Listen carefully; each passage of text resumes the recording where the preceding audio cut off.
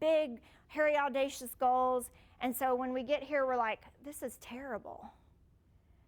It's the best thing you can put in your life.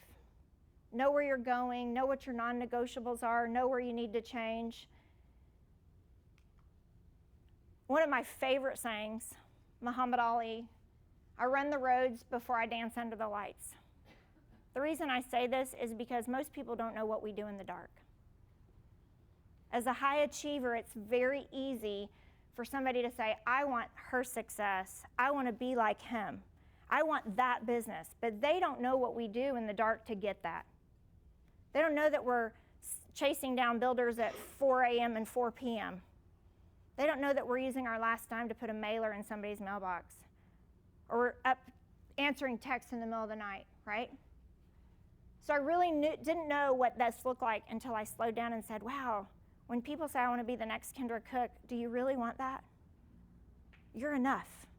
You just need to be the next you. You don't need to be the next me, right?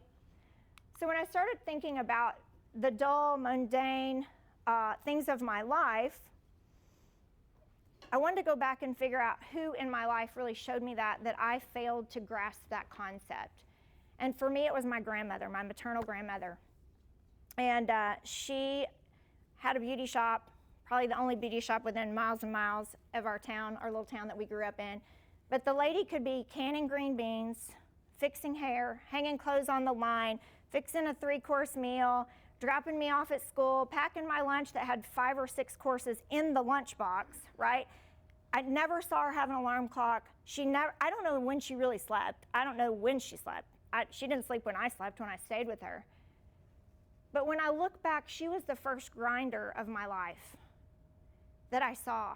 And I thought, wow, if I would have learned that concept so much earlier, I could have simplified all the hard knocks in my life, but I probably wouldn't be who I am today. So the one gift that I wish I would have given her before she passed was to tell her I was watching her. You guys say that with me. Watching. Say it louder. Watching. I'm going to come back to that in just a second. So I went back to her life and I really studied it through a lot of therapy, by the way. I'm going to save you guys all the money of therapy. You can get it for free today, thanks to Sherry. But what I realized is you have to figure out what your non-negotiables are. You have to figure out where are the parts of your life you're willing to grind and the parts of your life that you're not. And then put some boundaries around there as to say, hey, I'm not willing to work past X, or I'm not willing to sacrifice Y, right? And so I, through my studies, figured out that these were the 6 areas that I wanted to prioritize my life. I don't know what your 6 are, but I highly recommend that you figure out what they